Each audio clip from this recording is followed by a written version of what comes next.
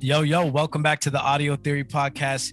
If you're new to the channel, please hit the subscribe button as well as the like button and check the description box for today's topics.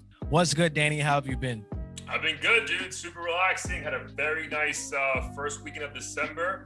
But you got some big news. Our boy Blair is officially no longer single, retired his jersey last weekend. So congrats first and foremost on the signing the thing.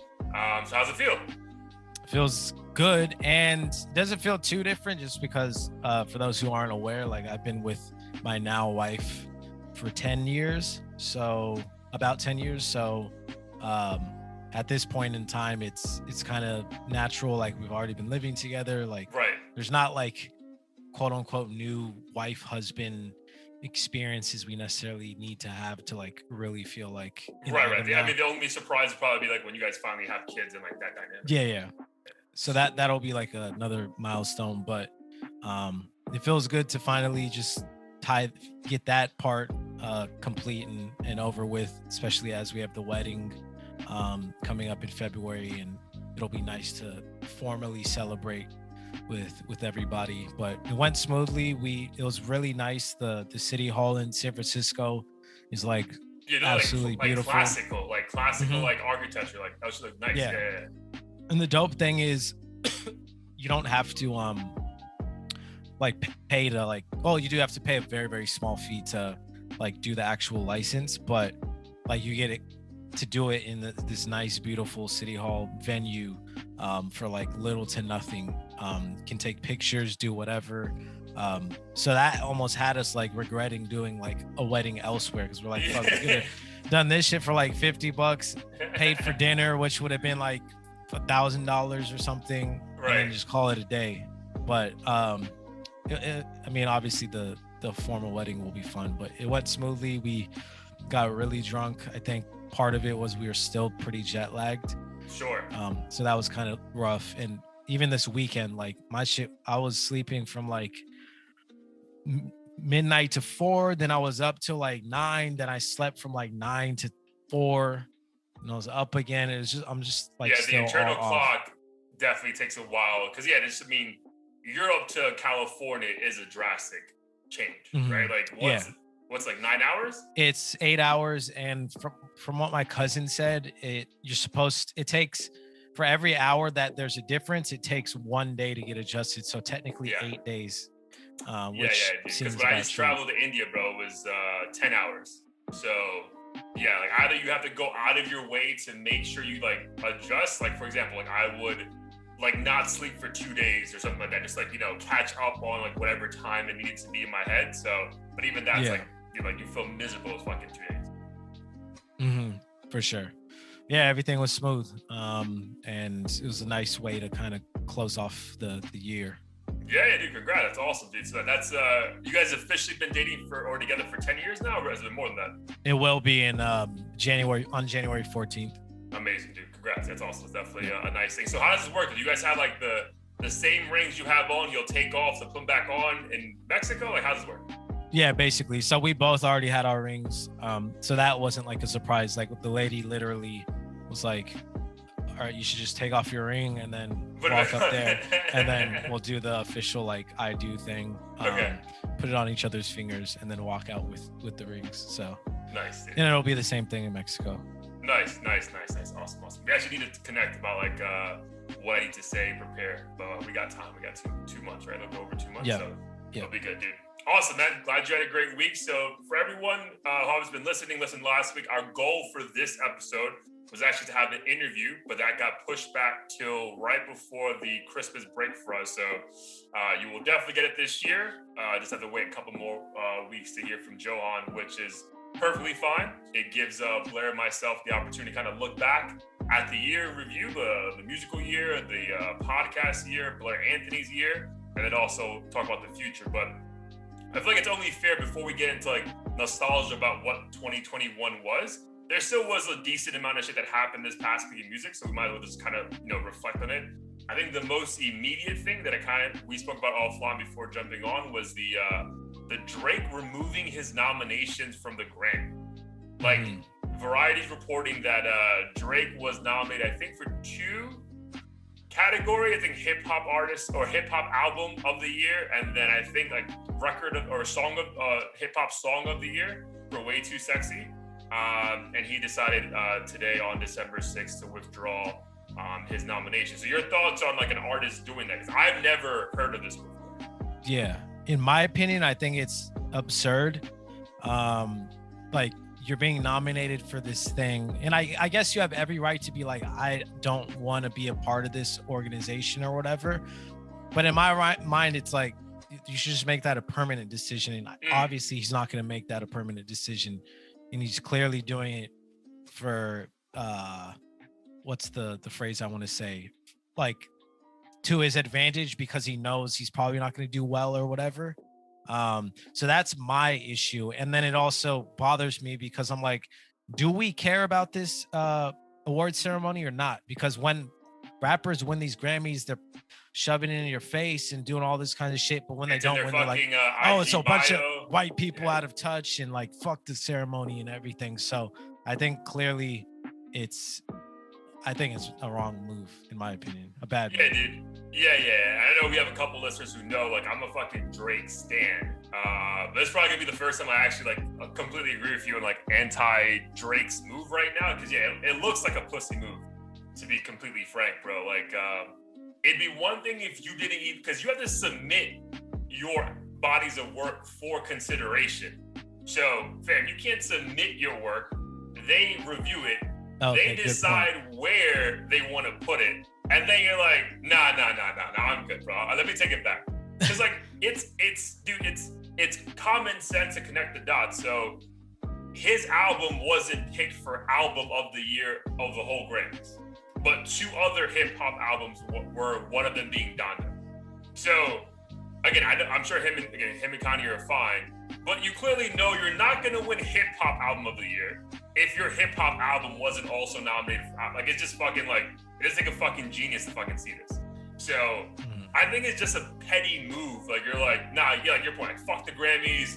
Like, you know, because I remember when The Weeknd didn't get nominated for shit 2 years ago, Drake was the first one raising his hand, like, this is fucking trash, blah, blah, blah. But then you, a year later, proceed to submit your album for consideration. Like, come on, fam. Like, you can't have it both ways. Either don't submit shit and say this thing is all bullshit, we'll make our own thing, which is fine, but don't kind of want to be a part of it. You want the accolades, and then when you see like it's not gonna go your way, you're like, nah, fuck this. Like, that's a bitch move to me.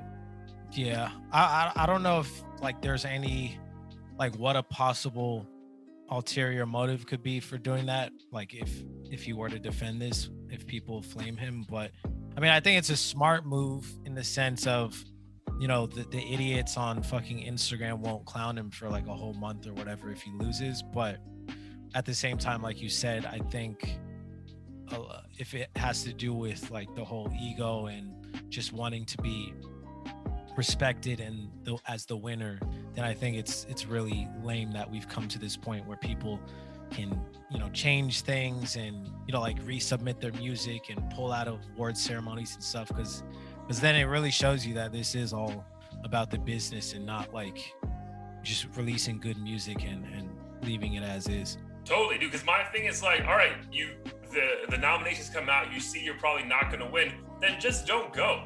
You know what I mean? Like, you don't have to go, but to fucking just say, I don't want to participate anymore, it just seems like that corny kid at the basketball court, like grabbing his basketball because he wasn't picked. Like, all right, I'm going home. Fuck yeah. Like, bro, like, come on, man. Like, you're better than that. Again, I'm sure you're going to spin this shit. Drake's phenomenal marketing genius. Like, I'm sure there'll be another reason why he comes out with it. But, as of right now, this shit just came out today. Like, it just looks like you knew you weren't going to get fucking picked and you're mad about it. So, like, yo, I don't even want to be a part of it. I'm like, for that reason, just don't go. Like, just don't go. Yeah. Yeah, it was a very odd move. And even if it does, like, help him in the sense of, well, if you're not there or part of the nominations, it's impossible to lose. I feel like it'll still leave a bad taste in a lot of people's mouths that, you know, you're just backing out at the last minute because you feel like you're not gonna have your way. Yeah, and then I also wonder how it works is like, now we're removing your album from consideration. Does someone else get to jump in? You know what I mean? Like, is it now like those 5 nominations go back to some, like, you know what I mean? Like, that's just weird. Like, so So you does just it take have a to be spot? 5 or like I a think certain it's number? 5. I think it's 5. I think, Okay. yeah. I mean, I don't have it in front of me, but I think it's like 5. Yeah. So like now, like, did you just take a spot from someone else who was kind of on the borderline, and like they would have been thrilled to just be fucking nominated, right? Because like at the end of the day, this is all subjective. Like, which the thing is, like, which is weird is that remember when like Travis was like super butthurt in like 2019 when he didn't win for Astroworld, and like Drake went up there and like gave a great speech and said, "Hey man, as long as your fans love you, that's all that fucking matters." For you to turn around 2.5 years later and be like, well, fuck yeah, my fans love me, I don't want to be a part of this. And bro, don't submit your shit for consideration. Like, this is pretty simple. Like, you don't have to submit your stuff to the Grammys for them to consider you as a body of work for them. And I feel like that's easy to say, the whole like, well, your fans love you anyways, or like you're a millionaire anyways, like who cares? But once you've made it to that point, like and you have all the money and you already have fans, like there is no other recognition you can like strive for except for a Grammy. Like, that's like the ultimate prize. Yeah, dude. So again, it's interesting. I just figured we should bring that one up because again, it's, at least for me, like that's like Drake does a lot of things I usually like, yeah, I get it, good for him. Like this one, I'm just like, bro, I can't give you like a light skin pass for this one, bro. This is way too much. Yeah, I'm curious to see what if any like further details on this will come out, because I feel like he's relatively quiet about stuff unless he really has to talk about it.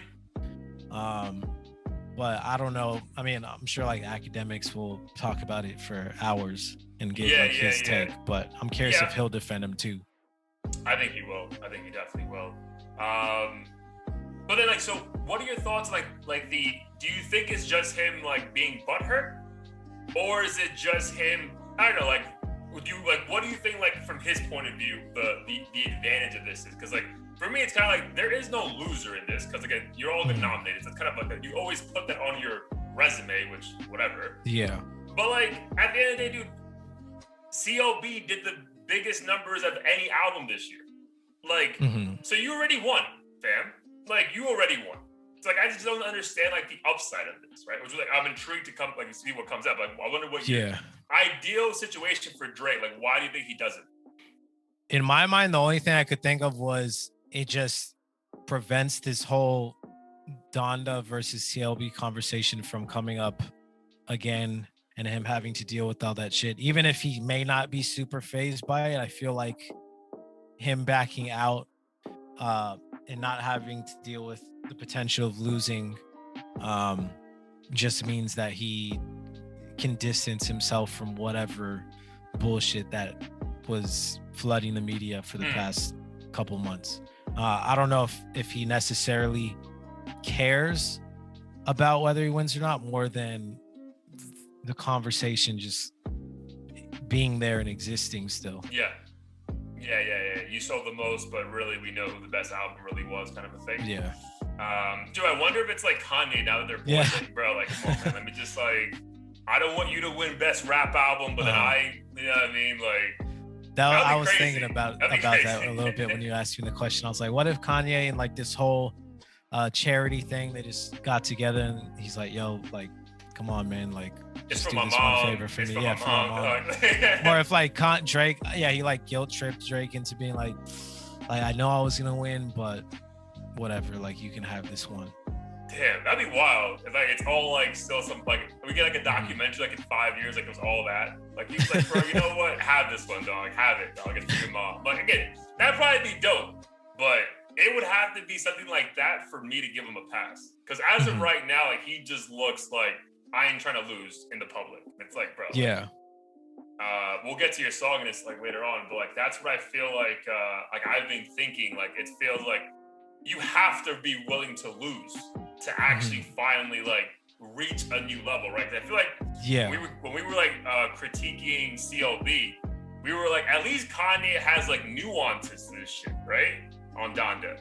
Like, Drake shit is just Drake over and over again, which again, it's fire. Like, dude, I did my fucking Apple Music shit and I listened to Drake more than anything else, and CLB was the #1 album, but still, like, it's just another Drake album. Nothing changed.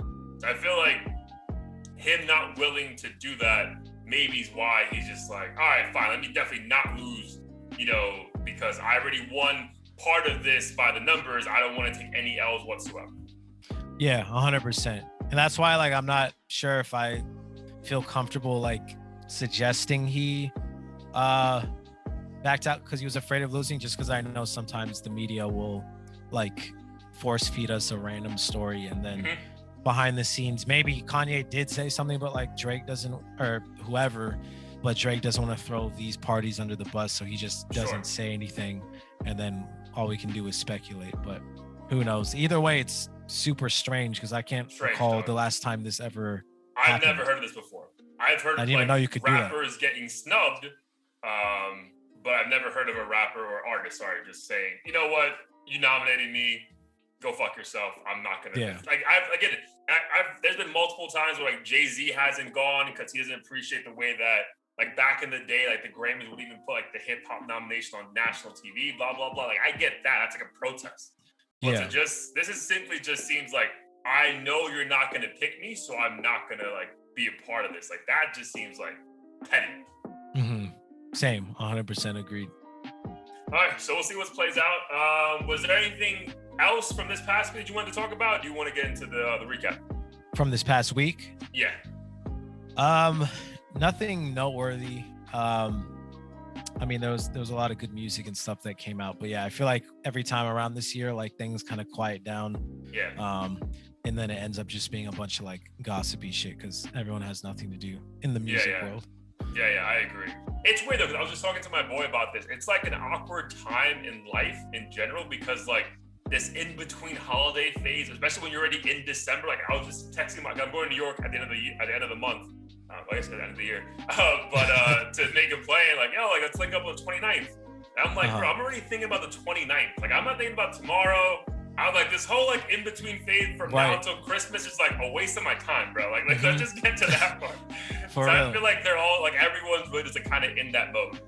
Yeah, I am too. Like these next couple weeks, I don't really know what I'm doing. Like I know I have work, but I know I'm not motivated to give a fuck about it for the next 2 weeks. I'm just kind of thinking about. And they know everyone there is like that. We're planning like holiday parties and like, how can we get out of work early and not be here? Like, bro, everyone is in that mode. For sure. So yeah, I've just been thinking about Christmas and New Year's at this point. Yeah, I feel that. So I think everyone else is kind of in that mindset, which I think great time more now than ever than to let's look back a little bit. So before we look back, always good. Before we look ahead, sorry, always good to look back. So for you, maybe name 2 artists who you think had the biggest wins of 2021. Biggest wins. So I did think about this. And for them, I couldn't, the ones I'm thinking of, I couldn't really quantify it just because I didn't dig into the numbers. I more so wanted to just take a moment and have whoever comes to mind come to mind and be the answer. The first one was Jack Harlow. That's a good one. That's a really good one. Yeah, I don't know if he necessarily like had the biggest numbers year over year or anything, but I think just in my mind, like as a brand and a person who's respected within the industry, I feel like 2020 he was kind of like this new white kid that with the single, and everyone's like, oh, he's a one-hit wonder, like he's pretty good, but he's just like copying Drake or whatever. Yeah, and the pandemic kind of slowed him down a little bit too. Yeah, that for sure. Cause I was supposed to go to one of his shows. Yeah, exactly. It got canceled. Yeah, I was so fucking pissed. That shit's probably like $100 now. Yeah, but 100%. it was like $20 at the time. Well, I guess 100's not that much more, but yeah, he's like a whole new brand. I feel like he's leveled up to a point where like you're like, okay, this kid's gonna be here for a long ass fucking time. And he did like the huge feature with Lil Nas X. He did a song with like Pooh Shiesty and a bunch of other people. So now it's kind of like DaBaby when DaBaby popped off and he was like on every fucking Buddy song. I feel like that's where Jack Harlow is now. Besides him though, this one was a tough one. I was trying to think of like who could compete with him at that level, or like who like leveled up quite a bit. And I'd probably say, I don't know, I feel like in a way Lil Nas X also became a huge voice, and I think a lot of it had to do with the shock value of like his music videos and stuff like that. But his debut album released I believe it was his debut, and he was just part of the conversation constantly. Yeah. And a lot of it was negative, but it was also negativity coming from like the super conservative Christians or like super homophobic rappers. It wasn't, as far as I could tell, like the average person. I don't think the average person gave two fucks about a lot of the stuff he was saying or doing. But I think so I would say also to the Lil Nas X point, I think it's a great one. Those are two great albums, but I wasn't thinking about those are two really good ones. But the Lil Nas X one, it's not that he became more part of the conversation, like from a hip hop standpoint, because I don't think anyone, when they think about hip hop, thinks about him. To be perfectly honest, like, I mean, maybe same. just me thinking that, but I do think he became part of the conversation as pop culture. But then you also realize that you actually do like his music. You know what I mean? It wasn't just shock value to do shock. Like, you're like, oh fuck, like if that song comes in my Uber ride, like I'm fine with it. You know what I mean? Or if I hear that song on like every fucking commercial, which it is, like I'm good with it. You know what I mean? So it's not like he's like this weird rapper who like just happens to be gay and like wants attention. I'm sure that's part of it. But at the end of the day, the music also is decent. Like I've never been like, this song is trash. Like, you know, like Montero was enjoyable. The one with Jack Harlow was a banger. You know what I mean? Like, so like he's a good artist. You know what I mean? Like, again, I don't care for the show, but if that's the demographic he's going for, I'm fine with it, because at the end of the day, I also enjoy the music. So, you know, good for him. Yeah, 100%. I agree with that. And I feel like both of them, I mean, they kind of go hand in hand, because I think they're like genuine friends and shit outside of the music industry. But I feel like both of them, for a variety of different reasons, just became much bigger faces. And I constantly would see, because I'm on YouTube all the time, I don't think I was influenced necessarily by it completely, but there was so many videos just made about these two guys, and I'm like, they clearly have like made their name within the industry. Yeah, dude, I totally agree with that, man. It's a great fucking point there. For me, man, it's my two. I'm gonna go with one being Nas. So I think Nas was a big winner in 2021 because his follow-up to King's Disease proved that with the right production, Nas really needs to be in your conversation for top 10 rappers of all time. You know what I mean? Like, I feel there was always like this blemish on his resume. Like, yeah, you came out with 2 banger albums, but like after that, like what happened to you? And I think it's just clear, like we've been saying, like back in the day with like Pop Smoke and his like producer, like once you have that synergy with a producer, like amazing things can happen. I feel like you're seeing that synergy with him and Hit Boy. I mean, honestly, Hit Boy with anybody right now, bro, like is a banger. But no, I think Nas, still in my mind, dropped the best album of the year. And to say that, it's pretty wild considering who dropped this year.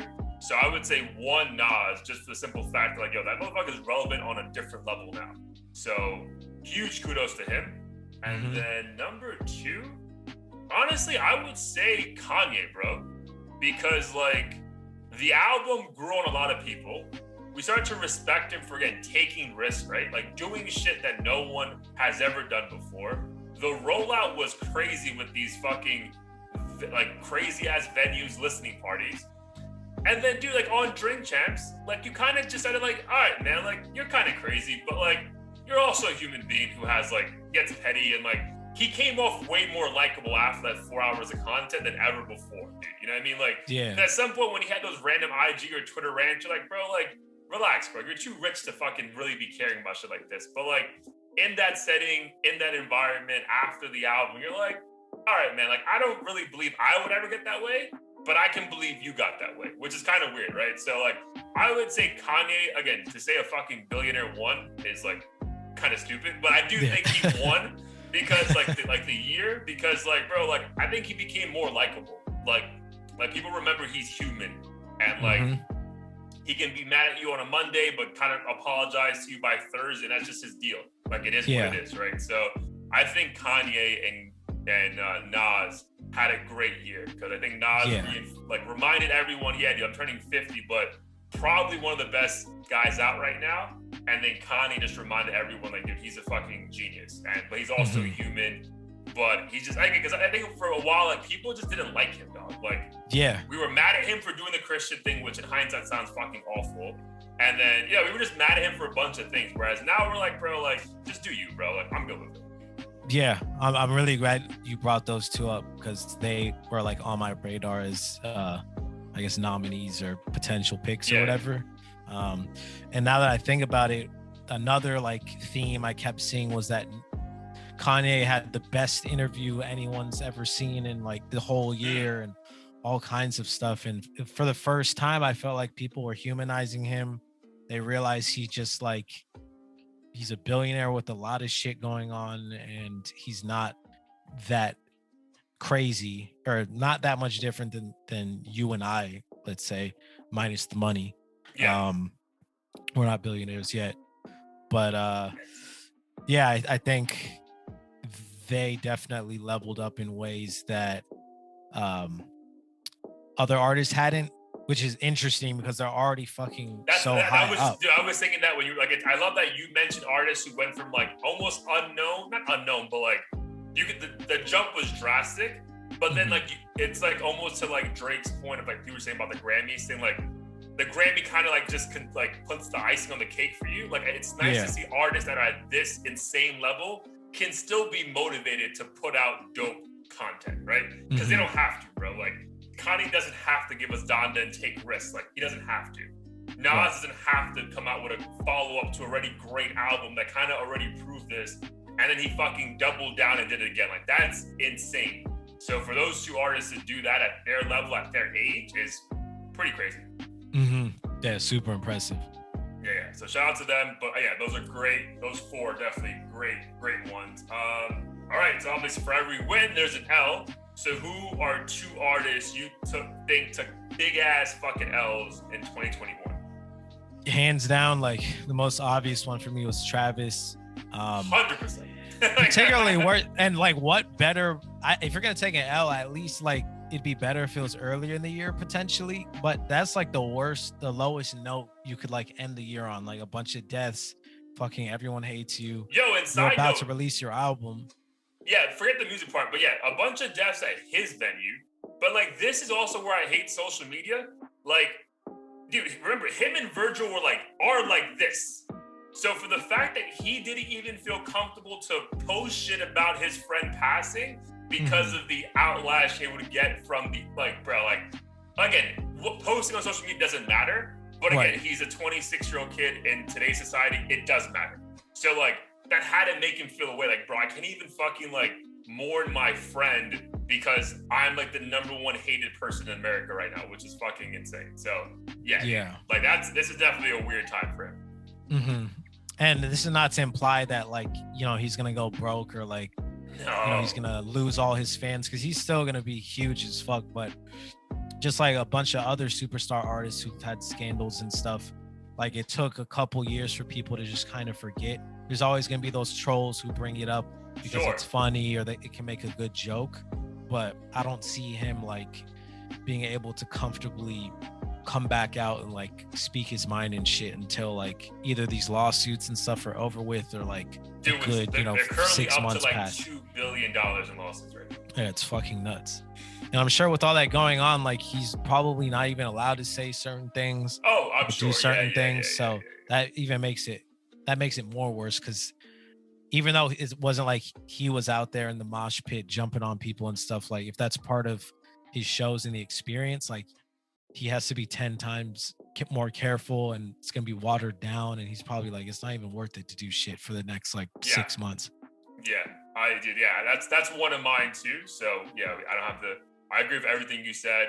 But you know what's interesting, bro? It's that like, this is where you can tell the level in different artists. Because remember, DaBaby gets accused of whatever, right? Calling people, you know, AIDS and all that shit, like that wall shit. Like, again, dude, they remove him from all playlists. You know what I mean? Like, they don't add it, blah, blah, blah. Tory Lanez shit with Megan, dude, off every major playlist. Bro, I was on Rap Life today by Apple Music. bro, Travis is all over that shit. You know what I mean? So like, there's like, yo, we'll cancel you, but we're not gonna cancel you. Like, you help us make money, so we're not gonna fuck this up for ourselves either. So it's funny how there's like levels to this shit, bro. Yeah, because they like did the whole show basically. They live streamed it. Yeah, they live streamed it because my boy, he works on like one of the creative teams with all that stuff, and I think before the event even happened, we were just chatting, and I told him that I was a big fan of Travis. And he's like, oh shit, like on Thursday we're doing, or whatever day it was, he's like, we're doing the live stream of the show. And I'm sure that's part of why the organizers or whoever were reluctant to stop shit, because they're like, yo, like Apple and whoever else is already invested in this event, like we can't stop now. And that's why I'm like, there's no way Travis is like, yeah, fuck it, like let's have 10 bodies. Like anybody could have seen this coming. If you were that stupid to be like, yeah, fuck it, let's have dead bodies and I'll just do my next song. Yeah, dude, I'm right there with you, man. All right, so Travis was an obvious one. We both got that one. So who else do you think, one more artist that took a massive L in 2021? I think Pooh Shiesty was another one that came to mind. Just because it sounds like now he's gonna get serious time in jail or prison, whatever you want to call it. And he was on a nice run as well. Like people were really, he was on a super nice run. Yeah, like if anything, he would have been like, I think MVP first half of the year or something. Yeah, because I think we interviewed Just Adam in March, and then like even Just Adam was talking about how like you know he's really putting on and stuff right now. So yeah, that was fucking right at the beginning of the year too. So that's pretty crazy. Yeah, and it just makes me sad that like, and almost conflicted internally, because we support a lot of these rappers and their music and this, and even if the stuff they rap about's negative, but then they go out and do it in public. And I think he allegedly like robbed a dude, like for sneakers and like weed, like they were supposed to buy it from him, and they ended up just robbing and shooting him in the ass or something. Jesus. And it led to more events. And I'm just like, how do we actively support these dudes and like say free them and stuff when they're just being reckless? And I get it comes from a different background where that shit's normal, probably didn't have guidance and everything, but at the same time it's crazy that we're just like literally handing millions of dollars to like people who grew up fucking robbing other people. It's just a weird concept. Yeah. And then to go back to last week's episode, then we're shocked with those same people fast forward 5 years later get killed. And it's like, but they were doing that shit before. We just didn't know them back then. Yeah. And I think people, like, if you call out that like hypocrisy or whatever, some people, and it's usually like street people, are like, oh, you don't know what you're talking about, like this is regular shit, like you're square or whatever. But then it's always the OGs who are like, no, this shit is stupid, like you shouldn't have been doing that, like you had a future ahead of you, blah blah. So hopefully people learn from these mistakes, because I would love to have fucking 20 million and not have to rob somebody. Right. Yeah, for sure. Again, like even like for those people who like fucked up 5 years ago, finally got put on, and then God, you know, unfortunately got, you know, tried by someone and shot at. It doesn't mean you can't grow, right? Like you can grow out of that shit, but you need to also understand, like, just because you grew out of it doesn't mean that people you were associating with back then did as well. So like that's the thing. Like at some point there are consequences for previous actions, even if you moved on, right? That's why I always say, like, it's really fucked up that these guys end up dying like in the place they were like raised in, but like that's where the people who didn't move on with their lives are at. You know what I mean? Like it's not like you were somewhere else, they came to fucking find you in London. It's like, no, bro, you moved on with your life, but then chose to still be in the same area, which again is commendable. But I feel like there's also a naivety there that you're like, bro, like I probably shouldn't be here because like I've done some fucked up shit here too. I moved on with my life, but maybe they haven't. Right. And I think that's where the ego comes in, and they would rather like risk their life than, or do some shit to prove something, than to have their like homeboy from back in the day be like, oh man, you switched up on us, like you ain't shit, you're not allowed here anymore and all that stuff. Like if anything, that would crush their soul versus, you know, doing a few years in jail. Which is crazy, man. Yeah, so hopefully fast forward to next year, we're not even talking about, I mean, it's sad that I wanted to say not that many deaths. You know what I mean? I wished it was like no deaths. Like obviously people pass away, it's part of life, but I would really hope in 2022, we're not talking about like, someone being killed. Okay, so yours was Pooh Shiesty and Travis. So obviously for me, Travis as well. Bro, I'm going to say I'm going to go with Polo G. So Polo G ended up dropping 2 albums, Hall of Fame and Hall of Fame 2.0, both super underwhelming. And like it just felt like going into 2021 that Polo G was going to be that artist to also take off. You know what I mean? Like he was part of the Juice WRLD thing. He had some great ass features. Like it felt like the momentum for him was building. And for anything else, it was just that the quality of the content wasn't there. You know what I mean? You didn't need it just wasn't there. So that was surprising for me, bro, because I really felt like, again, he's a fucking kid. Like people are not meant to always put out great bodies of work, but it just felt the way, like there was almost like a mechanism now. You could probably tell pretty easily, this guy's gonna be a thing for the next 4 or 5 years. And it kind of felt with Polo G, like he was heading that direction. And I feel like he took like 5 steps back this year. And it wasn't because any like violence or anything, just like, bro, like your music wasn't good enough. Yeah, I think I agree with like the bodies of work not hitting for me. Obviously it's subjective because I'm not like really super, bro. Like, I'm sure in tune with the like, trap. That shit. Yeah. And even like the suburban like white dudes who love like hood shit, I hear a lot of like, oh my god, Polo G's the GOAT type shit. For me, I'm not like the biggest fan of the trap melodic stuff, so that's why I'm not even like a fan of Dirk and those guys really. Even though I know they're like objectively better than a lot of the newer guys out. Yeah. I actually really did like the Smooth Criminal song by Polo G. That was the first time where I was like, oh shit, this is pretty dope. Especially because that's a hard ass song to make modern. Yeah, because everyone knows it. So like, yeah. And again, so kudos to him for even taking that chance.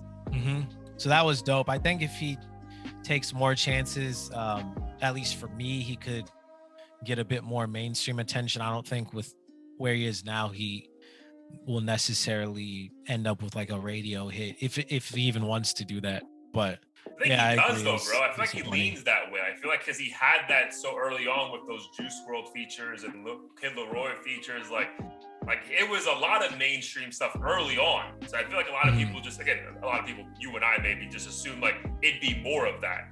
And like it was just like you hear the album, you're like, it's kind of repetitive, bro. Like you're not really saying anything. You know what I mean? So that was again, like, did I go like I'm not here today saying, oh my god, I can't believe Polo G fucked up. But like it's just like, again, first looking at L's, like, we can take the baby, but like I don't really think he took an L. Like I think his core fans still fuck with him, and like so he lost some pop stuff. He'll probably come back around if he had more bangers, So yeah, I was just from an artist perspective, I think Polo G took a pretty decent L this year. Got it. All right, Rose. So then moving forward, before we go forward, then what projects stood out to you this year? So I went back and looked at all the ones I listened to, or like even the ones that like websites considered top 50 of the year, top 50 rap albums. Honestly, like I wouldn't say there was a body of work that really stood out to me, only because I couldn't think of one where I was like, damn, like front to back, this shit was like the best thing ever. But there were bodies of work where I like thoroughly enjoyed several of the songs. So the ones that come to mind were the IDK one, You See For Yourself. Hell yeah. I feel like he finally has, and it's odd because I feel like he's worked with big artists before, but I feel like this year he became a bit more mainstream. Like doing the song with Offset. Even like still like yes and no, right? Because I feel like a lot of people still even know who the fuck that is. It's weird. Yeah. You know what I mean? Like, but he is like no. Well, like Academics is like posting him. I don't know if he paid for that shit, but right. But I think he's in this weird middle phase where like he's well respected by the culture, but also people out of it are aware of him as well. Yeah. But it's not like an overwhelming like. No. Because there's still people in the culture who don't know who the fuck he is. 100%. And when I went to a show in San Francisco, like it was a relatively small showing, so that showed me that like he still has some work to do to tap into that crowd, but still phenomenal artist. And I thought the body of work was really strong and unique compared to a lot of other guys we hear. Dude, honestly, that I would say it's probably the only cohesive album I've heard all year. Mhm. Whereas like track one is still somewhat related to the last track of the album. Like that's pretty impressive. Yeah, 100% agree.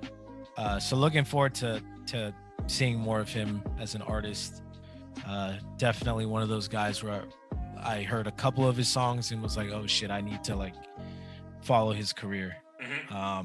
The other one was Isaiah Rashad, The House is Burning. I like skimmed through it the first time and wasn't the biggest fan. And then when I saw that he was performing in SF, like before I wanted to buy the ticket because I was like desperate to see any show. I went through the album again and I was like, oh, this shit is actually really good. And I like several tracks from it. Again, I wasn't a fan of like the entire thing, but there was enough songs on it that persuaded me to go check him out. And he's on TDE, so I know like he's they don't sign anybody. Yeah. And then was there anything else? I mean, I think CLB and Dondo are like no-brainers in terms of like being obvious ones that you had to check out. At this point in time, I don't know if I could say they ever like lived up to the hype, but I do definitely think they were much better bodies of work than I did when I first heard them like several months ago. They both aged well, right? Because they both aged nicely. Yeah, because I feel that same way about definitely Donda, but definitely CLB. Like a CLB, like yes, I agree with you, and I think some of the critiques that it just seems like another Drake album. But then I also remember Drake is phenomenal. So if I get another Drake album, like I'm happy with that. Again, I can listen to I Miss You Too with Kid Cudi, dude, on repeat every day of the week for the rest of my life and be very happy. So like, the song's amazing. It means if there's at least one or two songs like that, which there are for me, then I'm good with that. So so CLB's up there for me. Yeah, those are no like those are like let's put them aside because like we get that like that's gonna be on everyone's list. For me, dude, like probably one of the stronger projects of the year was Baby Keem's. I think Melodic Blues is the name of the album. Super impressive, man. Again, some super young artist. It was very refreshing to hear his like unique voice. Also, like the week right after, like we got CLB and Donda, so like it was a drastic shift, but still fucking good music. Like that's what the theme of this is. Like I feel like good music really won in 2021. Like I think the years of like the antics and the viral moments, like putting you on. I'm not saying they're done, but at least they didn't win this year. So I would say, Baby Keem's body of work was very impressive. I think Tyler Creator's album, bro. Like, What's Your Name? Not What's Your Name, sorry. Call Me If You Get Lost or something? Yeah, Call Me If You Get Lost, exactly, dude. Phenomenal, dude. And just like a reminder that, like, if I want to talk this rap shit, I can. And like, I'm probably still up there with like your favorite rapper. Like, it doesn't have to be, Earthquake and like fun, girly songs all the time. So that was super impressive, bro. For him to have like a DJ Drama co-sign on the whole, like it just brought a very nostalgic feel to it. So I think those two bodies of work, bro, were up there for me with CLB and Donda as well. Dude, but for me, I think like this could have also been added to biggest W of the year.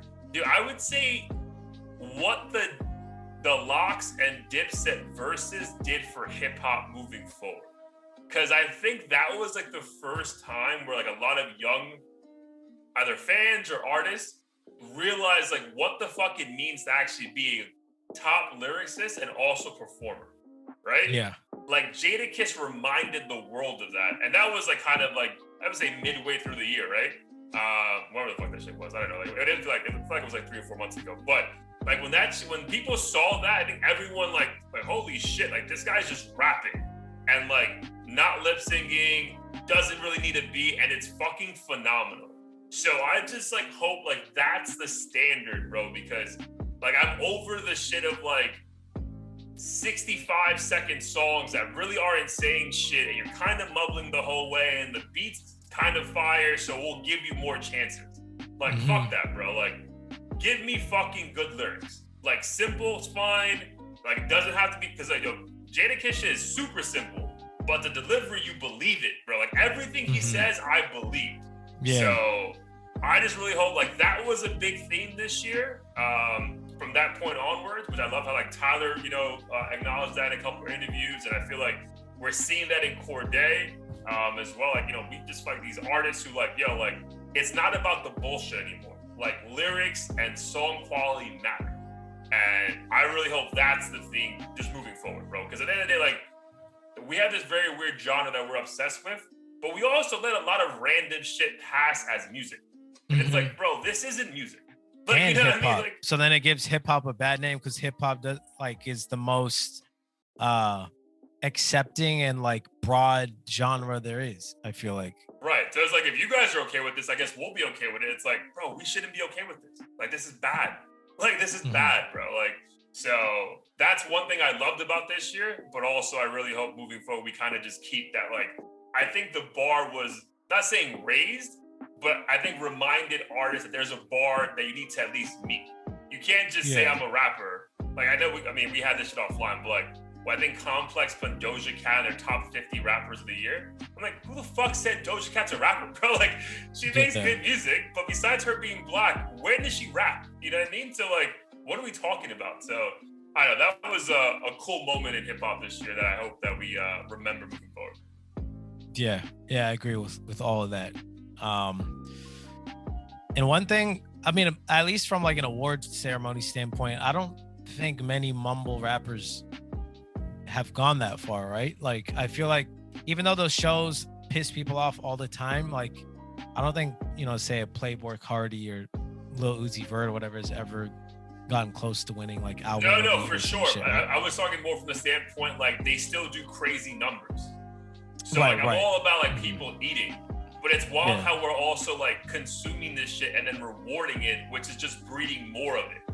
You know what I mean? Like, I can fucking mumble, and like, not me personally, like someone's thinking about that. Like, oh, I can just mumble, or, you know what I mean? Like, and I know like there's niche markets for everything. So I'm not trying to like shit on anyone, but it's almost like, bro, at the end of the day, like, if you're going to call yourself a rapper, fam, you need to come correct.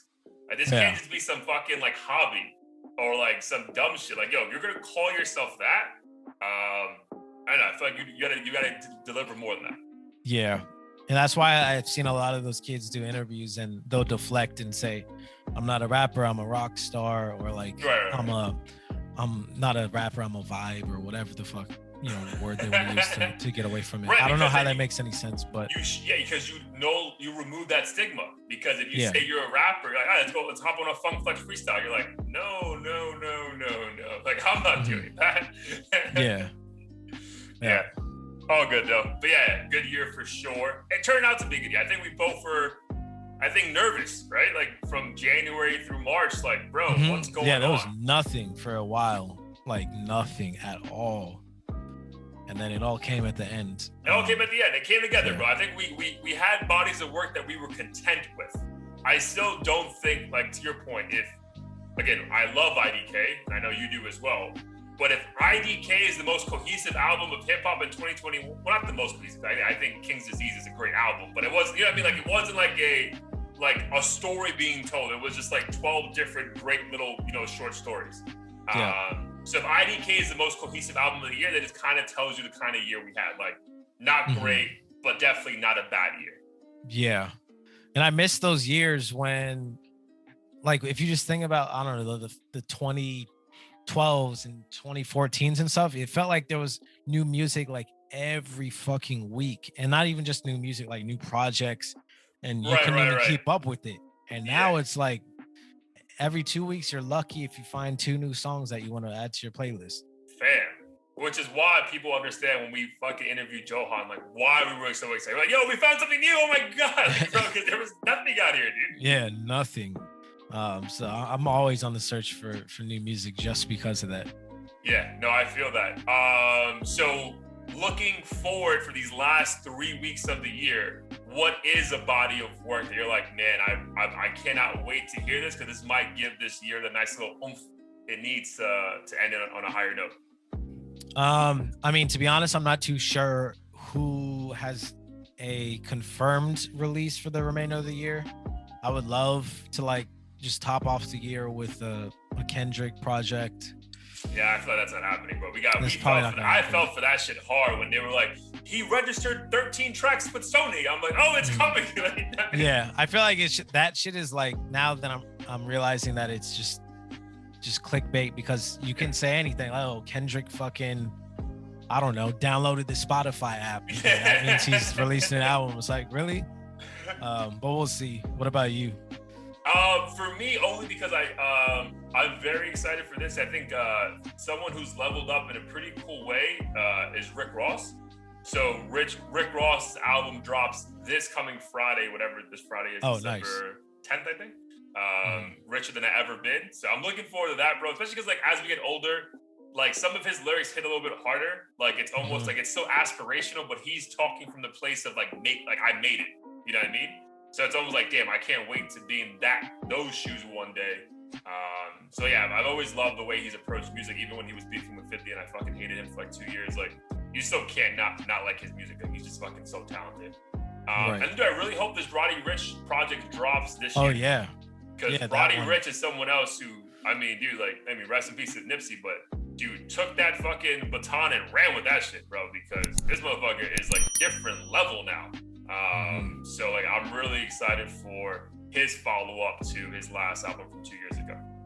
Yeah, I almost forgot about that one. I feel like he kind of, when I think of Roddy Ricch, he kind of reminds me of a lot of these rappers that have these somewhat cult like fan bases that like never disappear, like NBA Youngboy or bro, we gotta decide if we're gonna listen to that nigga next year, though, bro. At some point, we have to like just dedicate a week and just like, yo, we're only listening to NBA Youngboy because I need it to make sense. You know what I mean? Like, I know he said something on, I don't know if you saw on Clubhouse, but he was talking to Academics, and he said to Academics he would potentially do a song with 6ix9ine because all the snitching stuff, that situation never had anything to do with him and it's just business.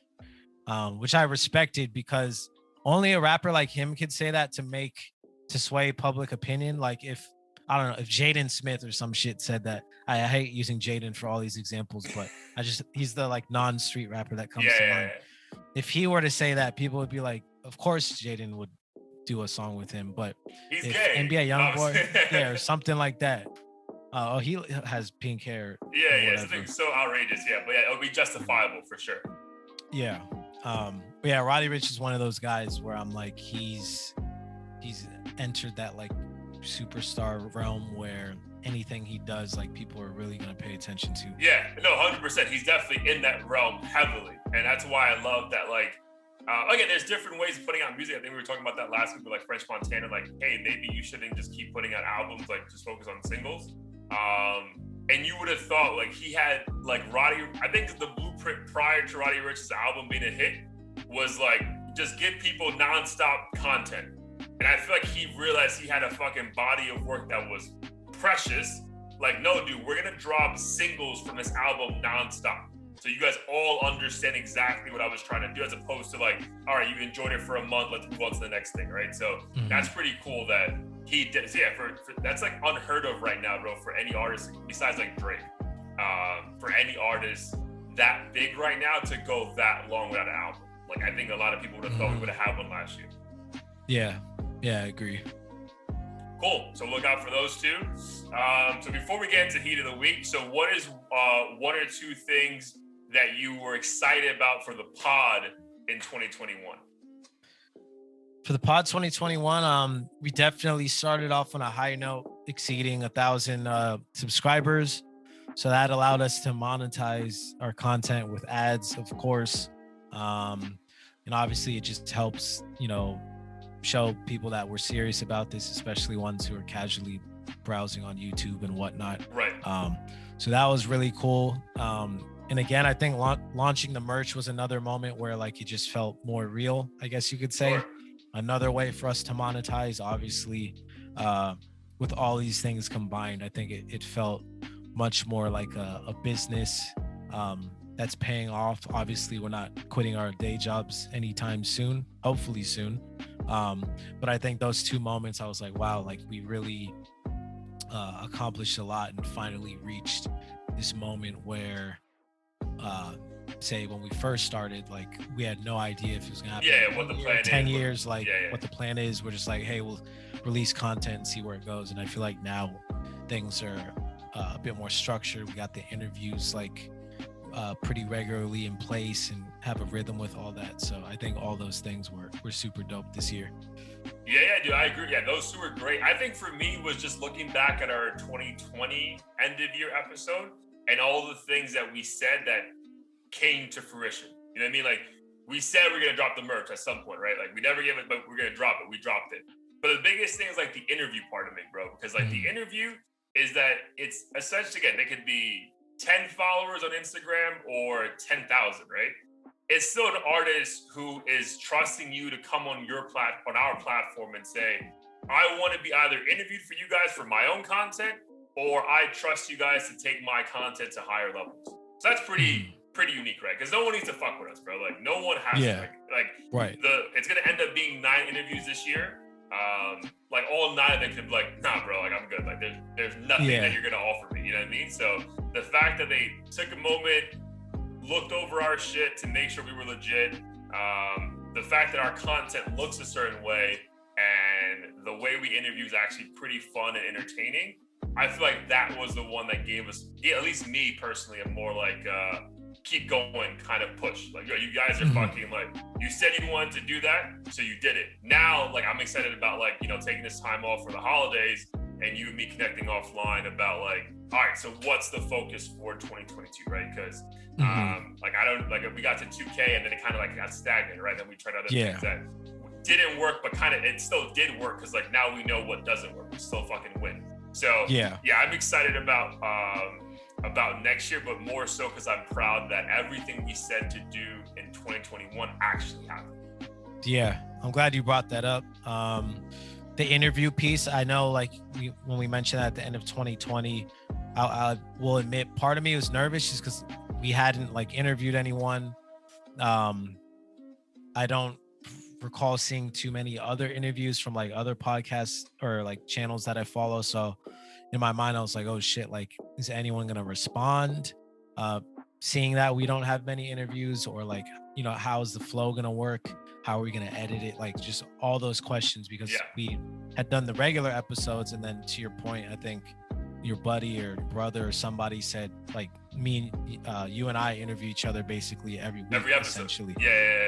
So it's just the same thing.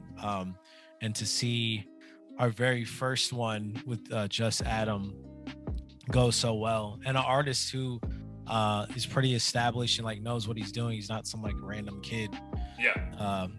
I think that was also a huge confidence booster in itself, because I mean the first one didn't have to go well. It could have been awkward. It could have been a fucking disaster. And we could have been like, fuck, are we sure we want to do this shit? Like maybe we should find a rapper who has like 200 followers. But I think having that go so well the first time, I was like, fuck, we could interview anybody now, and like we're more inclined to reach out to anyone. It's more inclined. I'm ready to get rejected even more in 2022, because I'm like, it's a numbers game, bro. Like, hey, like fine, you know, like we've had people not respond to our DMs and they read it. It's like, all right, bro, fine. Like, I guess I won't interview this year. Like, it's not a big deal. Because of the day, I think we're starting to realize that we also bring value, right? We're able to not ask the same mundane, redundant questions that like they just say, I enjoyed making music. It's like, great, bro. Like, good for you. You know what I mean? Like, it's like a real conversation. Right, for sure. And I think that's, you know, obviously when we talk about the focus for the year, I think that definitely is a factor that separates us from a lot of the other interviews I've seen online. A lot of them ask the super obvious questions. And from what I've seen from other shows that are successful, there's always like that niche, I guess you could say, that makes them so exciting. Kind of like, I think I don't know what the show's called, the one where they eat the spicy shit. Hot Ones? Yeah, Hot Ones, like stuff like that. Not to say that we need to incorporate food into it, but I think those things could help like propel us even further. But I think we're already on a good path with that kind of stuff. Totally. Yeah. So I'm excited for us to chop it up offline, and then obviously we'll share. I think it was nice. I think we're going to talk about it offline, but I think we should talk about it once we decide online. Because I think what made us have to follow through is that we put this shit out to people listening. So like, we can't just say, oh, we're going to have interviews, and then 12 months go by, we're like, so have a great year. And it's like, motherfucker, you guys promised like, right. So I think like, I do like the idea of like telling the people listening, fans, friends, family, whoever, our goals. Like it holds us accountable. Like we can't just come out here and say, oh, we're going to have Johan Lennox next week. And it's like, fam, where's he at? You know what I mean? Like, so right. I'm excited about definitely letting everyone who's listening in on our plans. Yeah, 100%. And worst case scenario, we try a bunch of shit out. A bunch of shit doesn't work, but like 1 out of 10 works. Again, just like that one thing's gonna be important. We'll keep it a buck. Like, we tried some couple of things with marketing that didn't work, but we now know. You know what I mean? So like, it's one thing. Like, at least it's not like another 6 months of like trying it and like, all right, well, it's gonna eventually hit. Like, no, bro. Like that's an L. We need to fucking pivot and figure out the next way to make this work. So, again, knock on wood, your boys aren't going anywhere. Big things for sure. Coming next year, that's for sure one thing I'll put out now. But for you, my man, before we get to Heat of the Week, which kind of like it may overlap, but how are you feeling about looking back at 2021 for Blair Anthony? And man, I don't want to you discuss how you feel about the year for yourself. For sure. Honestly, I'm super pleased with how it went. Sometimes I forget that I only released music this year. I believe at this point I've officially released I think 6 songs. Yeah, I think 6. If I'm not mistaken. And I have like a couple more that are just in the final stages of getting mixed and mastered, and then like 3 or 4 unwritten ones that I haven't even recorded yet, but excited about. But overall, I'm just really happy because when I did, similar to what you're talking about with the podcast, like how we put it into the universe, we have to follow through. Sometimes I'm afraid to do that just because if I don't follow through, then I look like it, or I feel like an idiot. Not necessarily look like one. And I think with the music, I was concerned about doing highs and lows. And I was thinking to myself, well, what if, I have writer's block, or like I'm just not in the mood to make this shit anymore once like the world opens up or something. Because part of the reason why I even got back into music at that point was kind of boredom and just wanting to find like a passion to do like in my spare time outside of the podcast, and it just kind of fell into place. But then that led to my brother's unfortunate passing. Obviously that was a moment for me to kind of like get into my emotions and produce another body of work, and ever since then it just kind of had a snowball effect, and I was like, well, this makes me happy. I'm able to share how I feel with the world, as well as like make fun tracks that have nothing to do with me necessarily personally. And looking back, I was like, damn, like I made 6 songs, and that's not a lot, like in the grand scheme of things, like if you look at other artists who've been doing this for 20 years or whatever, but that's 3 times more songs than I ever had released original songs.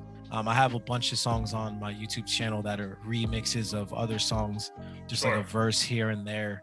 Fortunately, I was able to build a small following over the years. I don't even know if half those people exist anymore because it was so long ago. But I'm just super pleased with how it's going so far. The feedback's been mostly positive, and I think that's a huge motivation. Obviously, part of me was like, I can't be a perfectionist with this. Even if people don't like it, I should still like, practice and whatnot. But the fact that people are taking it seriously and not looking at it like some shitty like wannabe side project, gives me that motivation to take it seriously enough to keep doing it. So I'm glad that I'm doing it again.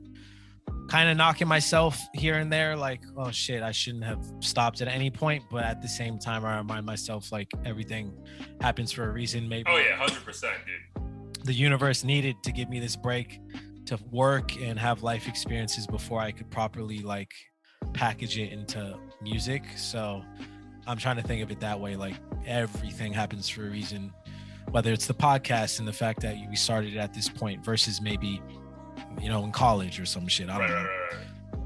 Yeah, I do. I think for the music one especially, dude, that I totally would agree that it definitely happens for a reason. I totally agree with that. But I don't think you would, because you're like, when you were like listening to your music personally, I feel like you have tapped into, it's not a niche thing, right? Because we all talk about millennials and all that shit all the time. Mm-hmm. But I feel like you tapped into a niche market in hip hop where like you're giving the millennial experience like a voice in a very clear and fun and entertaining way.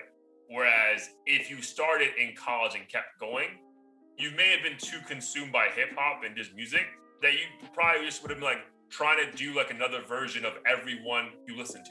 You know what I mean? Like he kind of sounds like him, he kind of sounds like that. He's kind of like doing it, like, you know what I mean? But like you wouldn't have your own sound. And I think like right now, what I appreciate the most, that's like when I was bumping like Not Enough, like it comes to probably the clearest on that song, but even like in your other ones, like I told you that already, like that, yeah, your voice is so clear, which I don't think would have been possible 5, 7, 8 years ago, because you would have just been like, and you were mad young, and you would have been just trying to sound like whoever your Lupe or Cudi, like whoever your favorite artist at the time, you would have been some kind of version of that. Whereas I think right now, like you don't sound like anyone, bro, which is fucking refreshing. And then it's still enjoyable, which is even better. So I think I'm glad that it took you 10 years to come full circle. Yeah, I really appreciate that. And I think that's a thought that crossed my mind as well the other day. I was like, sure, I could have, had 150 songs by now, but then again, would they have sounded like they sound now? Would I still have like the same level of hunger as I do now, and all sorts of things that to the original point like wouldn't have happened if I hadn't had that break. And it's also weird because based on like the beat selection and stuff, like I'll obviously go to YouTube and search like various artists who have beats that sound like stuff I want to rap over, and then I'll rap over these beats. A lot of them will layer on like vocal effects and auto-tune here and there, and will draw similarities to other artists. But when I do like some of the ads for the songs, I'm like, who does this sound like? And I literally am like, no one. But it sounds familiar, but it also sounds like no one. Yeah. So I think that makes me really happy in the sense of like I don't sound like I'm just biting some like Drake or some shit, but at the same time I'm like curious what market to tap into in terms of like, oh, if you like these 3 guys, then you'll probably like him. Right. So I feel like if you like on Amazon, it's like, people who listen to Drake also listen to this person. Yeah, I feel you. Yeah. So again, it just may mean your road is a little bit longer for maybe the next couple of years. Hopefully it's not, like hopefully whatever next song goes viral or something. But I think the end result will be something you're way more pleased with than if, again, I don't know what the fuck the goal is just now, but if like 4 years ago you would have had something that, maybe popped on a Spotify song, Spotify playlist, which is dope. But maybe you don't really fuck with the song. You're like, bro, I was fucking like, I don't fucking fuck with these. Like, those lyrics don't mean shit to me. Whereas like, I think, bro, like no matter, again, we all grow. So you're not going to be the same person 10 years from now. But I feel very confident that the 6 songs you dropped in 2021, you listen to 10 years from now and be very proud of the person you were and the quality of the songs that you dropped this year. Yeah. I'm looking forward to whatever's to come. I can't say I necessarily have all my milestones like written in place. I definitely want to think about that for 22. I can say that I'm definitely not one of those artists who's like, oh, I need to be like the biggest fucking dude on the planet. Like, otherwise this shit's nothing to me or something. I know like as we've had the interviews, certain artists are like, I just want recognition in this aspect. Some are like, I want to be the biggest ever. Yeah. I think for me, if if I'm able to get recognition, whether that's like, I don't know, a Spotify plaque for like my first 1 million streams, or hey, I can make several thousand a month literally off like YouTube ads for my music or something. To me, that those are like huge wins to where I'd be like, okay, like I really did this shit. But I think as time goes on and like opportunities and stuff change, then my milestones and stuff will change. But in any case, like the most obvious one is just to put out as much music as possible, and also not let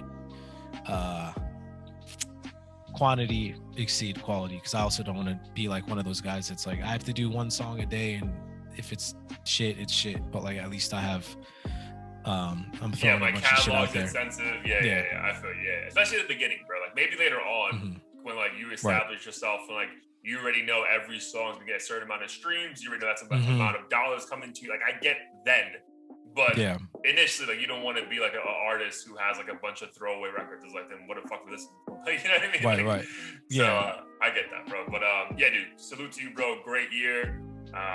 Appreciate 6 great tracks. And Not Enough. If you haven't heard it yet, definitely go peep that right away, because that one is I don't know my favorite. It'll be good things like maybe for us to rank offline. But Not Enough is good, bro. Because again, it just explains like the millennial experience, bro. Like even flashing back to last week's episode about like talking about Virgil, like his untimely death and Young Dolph. You're like, at some point, bro, how much time do I even have, bro? Like, and like, this goal I hit isn't enough, bro. I think you have a line that's like, I can't go platinum if I plateau. You know what I mean? And like that's like that's like a real fear, bro, because like millennials specifically, because I mean we're speaking for ourselves, like, bro, there's a level like, like if I would have told 21-year-old me that, hey, in 10 years or 12 years, you're gonna be making this amount of money, have your own house, have a bad bitch, life is good, I'd be like, fuck, then I'm good. You know what I mean? Like that's all I need in life.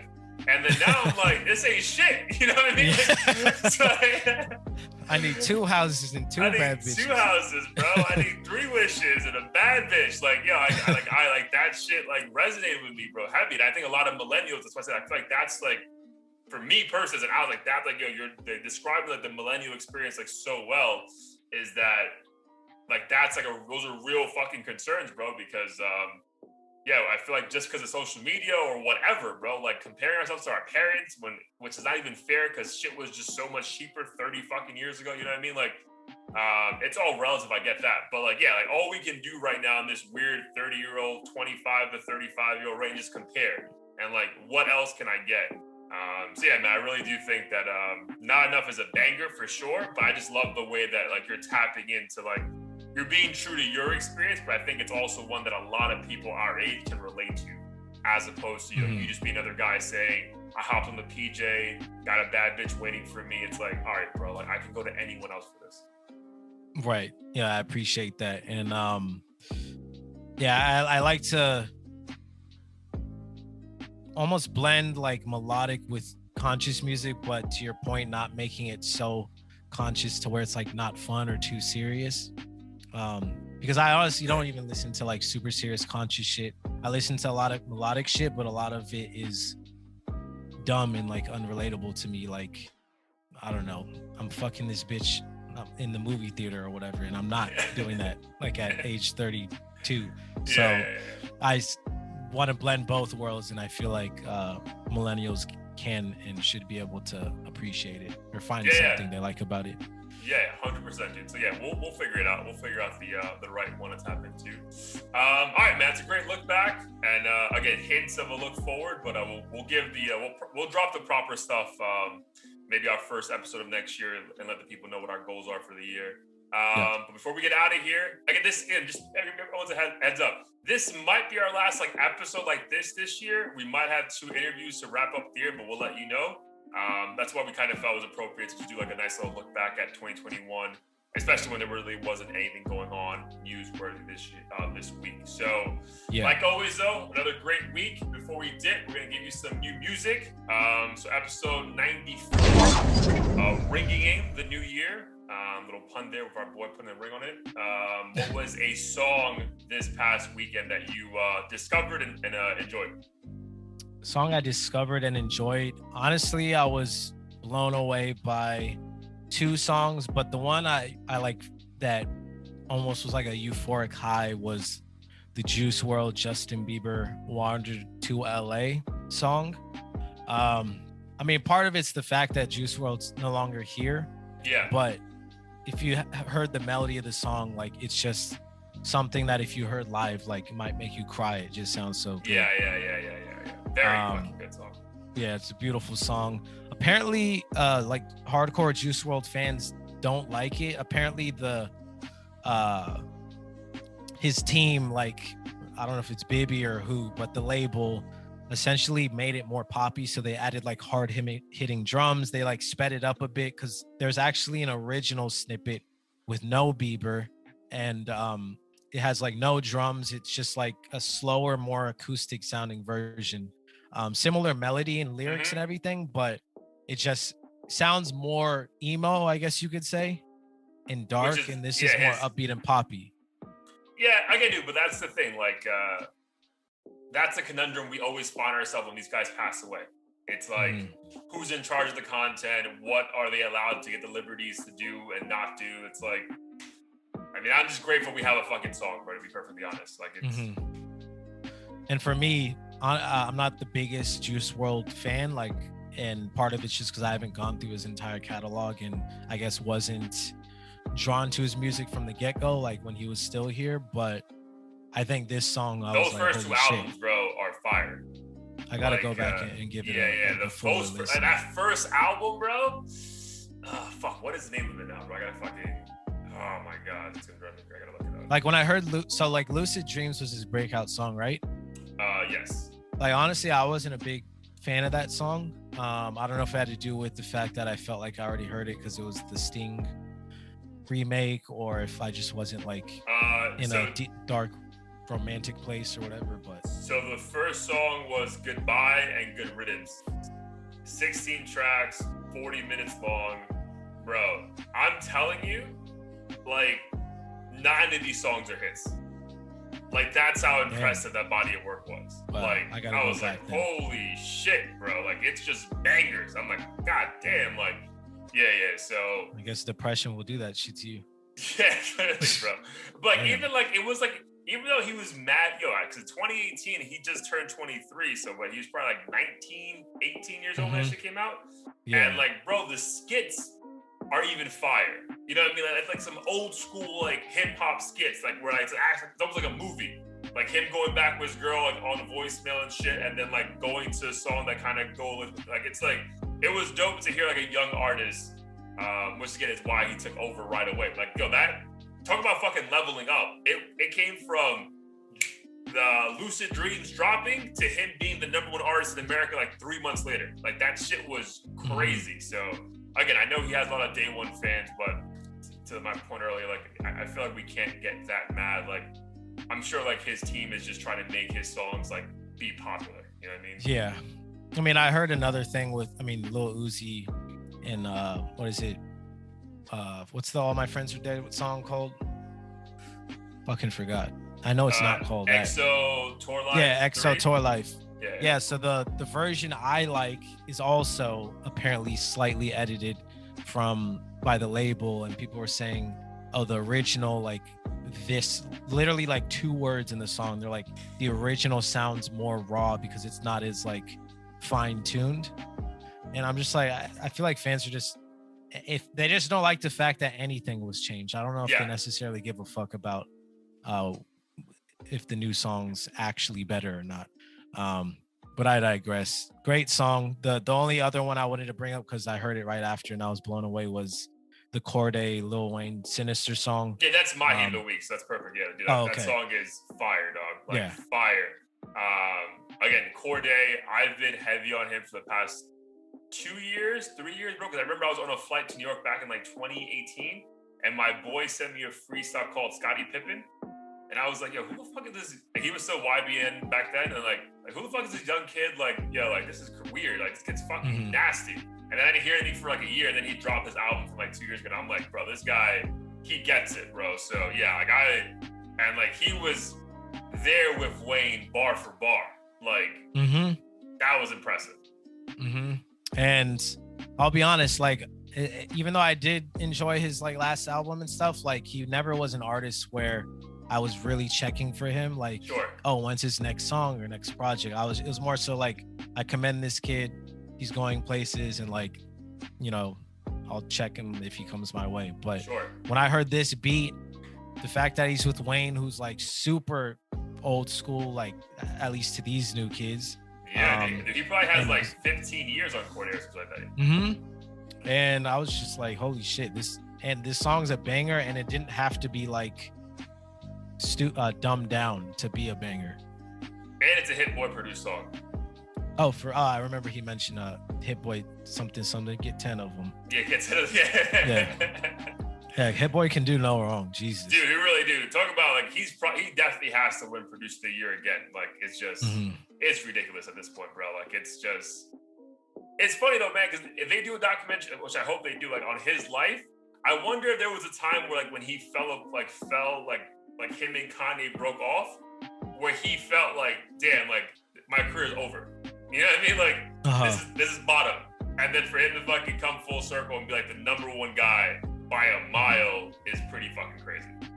Yeah, potentially. I mean, I feel like the Niggas in Pairs song, like if you do that, I feel like there's no way you think you're gonna be done forever. But he probably was like, fuck, like I gotta all kind of rebuild from the bottom. Yeah, kind of. What I'm saying, like, because that's like but again, it's almost like we said with Nas, probably why they work both. Like, you keep wanting to motivate yourself, but to be that young at the time, and then to have the number one rapper in the world and number two rapper in Kanye at the time, like just be with them, and to then not be with them, has to make you feel like, bro, dude, like what did I do? You know what I mean? Like, yeah. Right. Like it won't get better than this. Like what the fuck am I leaving for? But dude, now he's literally like the dude. Like if it's like if you know it's a Hit Boy produced beat, you're like it's gonna be a banger. And then now when he even raps over his shit, I'm like, bro, dude, drop an album. Like fuck it. Right. That's when I first started to really pay attention to him. Was I would hear, I don't know, back in like 2014 or something, I would hear a bunch of songs where it said like produced by Hit Boy, and maybe didn't even say featuring Hit Boy, but I was always like, who's his second guy rapping? And I'm like, he sounds pretty dope. Like he's matching, going bar for bar with these people that he's on the song with. And now when I hear him, I'm like, he sounds just as natural as half the dudes he's rapping with. So I hope he does release like his own album. Yeah, that'd be dope for next year. Yeah. Even like it was like a small EP, right? Because I remember even like back in 2007 where like shit was weird, but like Swiss Beat dropped the album like where he was rapping over like his own beats, and that was the time where like Swiss Beats was like making like beats. So yeah, man, it'll be cool. But yeah, shout out to him.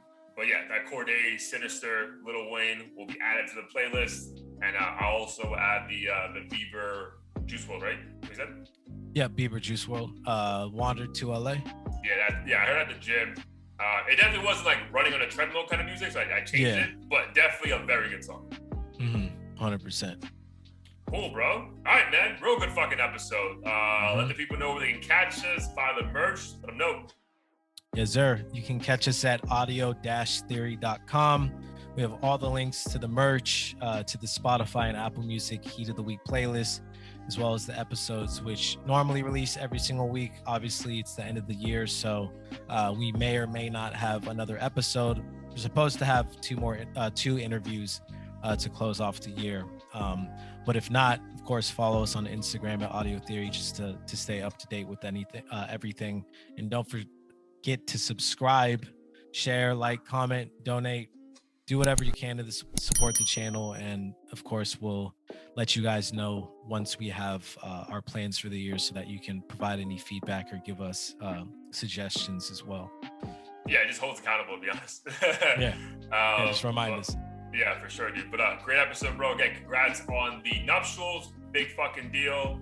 Definitely a great way to end the year. Love you, bro. We'll obviously talk later on. Love you too. Peace.